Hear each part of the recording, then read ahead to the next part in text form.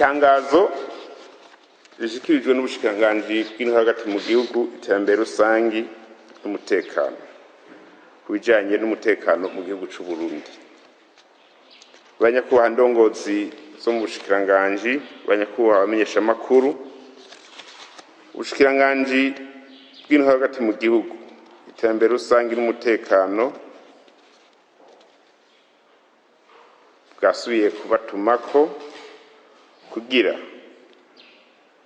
usubire bamenyeshe ingene igihugu giteze imbere mu bisata vyose, kuva uburongozi bushasha bwitowe n'abene gihugu bugiyeho kandi bugiye ku kivi guhera mu mwaka wa 2020.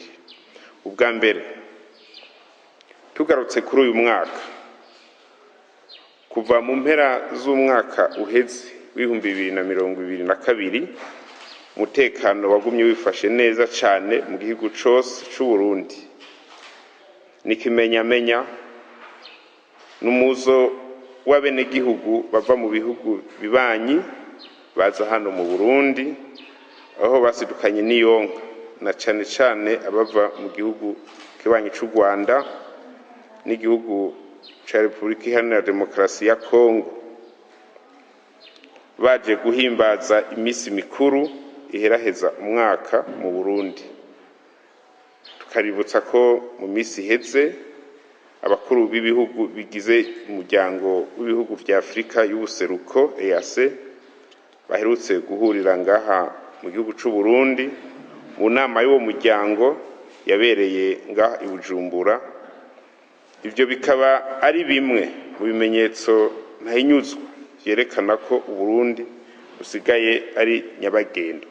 Twanabibutsa ko mu ciri heze abarundi baje ari benshi cane, baje mu musi mukuru wa diaspora, aba hanze bose nka bose bari baje kugira bahimbagwe mu buruhuko bari barimo. Ubwa kabiri, gushika n'ubu hagati kuri uku kwezi kwa Ruhuhuma umwaka wa 2023 igihugu kibandanya gitekanye mu mpande zose. Abene gihugu bari ku kivi ku mirimo yabo ya misi yose, kandi baguma bahimirizwa n'intwaro kwitabira ibikorwa vy'iterambere rusangi ku murindi utari bwaboneke.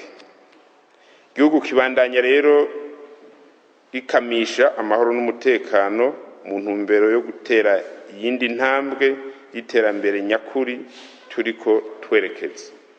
Bwa gatatu, kuko vyahimirijwe na nyenicubahiro mu gihugu wacu c'u Burundi, abashikiranganji hamwe n'indongozi mu ntwaro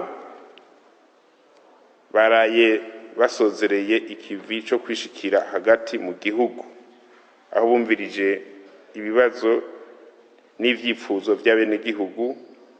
Abo nabo baraheza bararonswa inyishu zihagije bivanye n'urwego umwe wese yari yagiye aserukira. Ubwa kane, ivyo vyiza vy'amahoro n'iterambere Burundi burimwo rero harabo bitanezereye namba, nibo badatangwa n'ubu kuvuga aya muhe, ubona ko ururimi rwabo rubi arukwama bashaka guca ivutu abene gihugu b'u Burundi n'aba mu Burundi mu kwamamaza inkuru z'ibinyoma nk'izo zivuga ko ngo hoba hari uduce tumwe tumwe ata mutekano turimwo mu Burundi, ariko babigamije gucafuza ishusho nziza y'u Burundi ngo habe gucika intege abene gihugu isinzi eka n'abagendera igihugu c'u Burundi kugira ntihagire usubira kuhaza.